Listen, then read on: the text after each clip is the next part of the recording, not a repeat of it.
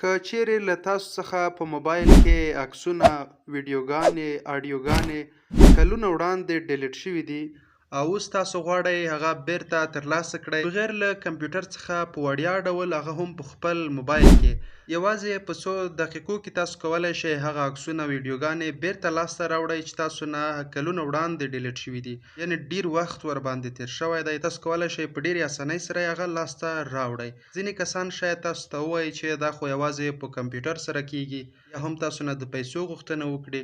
نو نن ویډیو کې چې تاسو ته کومه طریقه ښودل کیږي هغې لپاره نه کمپیوټر ته ضرورت شته او نه به هم تاسو نه څوک یوه روپۍ اخلي. بالکل فری او مفت ډول به تاسو ته دغه طریقه درښیم. نو نور ستاسو ډیر وخت نه اخلم، راځئ چې په عملي شکل در وښیم چې څنګه کولی شو دغه عکسونه ویډیوګانې بیرته لاسته راوړو.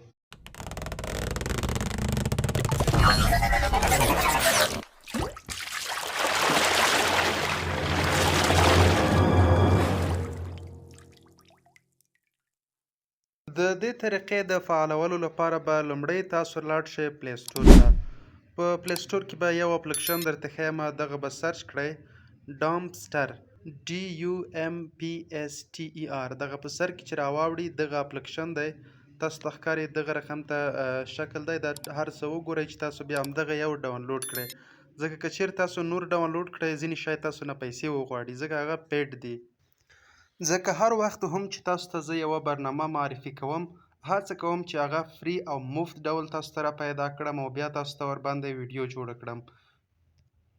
نو تاسو به راشئ سمپلی دغه اپلیکشن به ډاونلوډ کړئ، انسټال به یې کړئ. موږ سره چون ځای لږ کم دی دغه څو اپلیکشنونه له دې ځای څخه انسټال کوم تر څو دغه اپلیکشن زما په موبایل کې انسټال شي. نو په دې ځای کې موږ ویډیو فاسټ کړې ده تر څو تاسو ته دغه طریقه په کم وخت کې در وښودلی شي او ستاسو د ډیر وخت د ضایع کېدو مخه ونیول شي. ښه نو دا دی له موږ سره اپلیکشن انسټال شو. په دغه ځای کې دغه د ډامپسټر اپلیکشن تاسو وګورئ. دې کې چې کوم سیټینګ دی تاسو باید څه پکې وکړئ هغه هم تاسو ته درښیم. کله هم چې تاسو ته دغه اپلیکشن انسټال شي په موبایل کې نو تاسو ته به دغه رقم ته صفحه راواوړي. دغه تاسو ته ښکاري په دې کې مثلا هغه بیسیک پریمیم دا ټول دا شیان دي، خو تاسو دغه د کراس علامه ووهئ، یعنې دې نه تیر شئ پکې چې تاسو پیسې ورباندې ورکړئ. بیا دغه الاو کړئ، یعنې اجازه ورکړئ تر څو دغه اپلیکشن تاسو په موبایل کې کار وکړي. دغه اپشن به خلاص کړئ او بعد له هغې به تاسو بیا بیرته باک شئ او دغه ټرای اټ ناو باندې به تاسو کلیک وکړئ.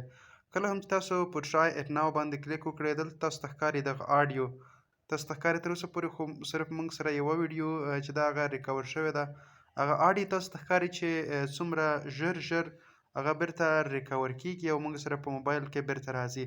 اوس هغه طریقه هم درته پکې ښیم چې څنګه کولی شئ دې ځای نه تاسو دا موبایل ته بیرته ریسټور کړئ. نو هغه طریقه هم تاسو ته درښیم. تاسو ته ښکاري دغه ویډیو هم له موږ سره راځي. په دې ځای کې دغه ایمیج دي، دا مخکې موږ په موبایل کې چې هر څه هم ډیلیټ کړي دي هغه بیرته موږ سره په دې ځای کې راغلل. نو دغه آیکانونه د هر څه چې تاسو ته موبایل ته راغلي وي نو هغه تاسو په اسانه طریقې سره بالکل لاسته راوړلی شئ. مثلا دغه یو عکس دی، زه غواړم دا بیرته ریسټور کړم. نو په دې ځای کې به تاسو ته د ریسټور په نامه یو آپشن راشي، چون ما سره په سکرین ریکارډر کې نه ریکارډ کیږي. تاسو به هغه باندې کلیک وکړئ، بیا به تاسو ته یو اعلان راشي. بیا چې کله هم تاسو هغه اعلان وګورئ نو که چیرې تاسو عکسونه ویډیوګانې هر څه مو انتخاب کړي وي هغه به بیرته تاسو سره ګیلري ته لاړ شي. نو په دې ځای کې اعلان ما وکتل، اوس زه ګورم چې ما سره به ګیلري ته دغه عکسونه راغلي وي، هغه ریسټورډ عکسونه، یعنې دغه دی تاسو ته ښکاري دغه عکس ما سره ریسټور شوی دی او بیرته په دې موبایل کې له ما سره راغلی دی. بس دې کې تاسو کولی شئ ډېر په اسانۍ سره او په کم وخت کې تاسو دغه عکسونه ریسټور کړئ. صرف چې هغه ریسټور ورباندې ووهئ نو تاسو به هغه اعلان وګورئ او بعد له هغې به تاسو سره عکسونه وي که ویډیوګانې هر څه چې وي تاسو سره به هغه بالکل په ګلري کې راشي. دغه وه زموږ د نن ورځې ویډیو. تر بیا چې ستاسو لپاره به راځم در څخه اجازت اخلم. د لوی الله په امان.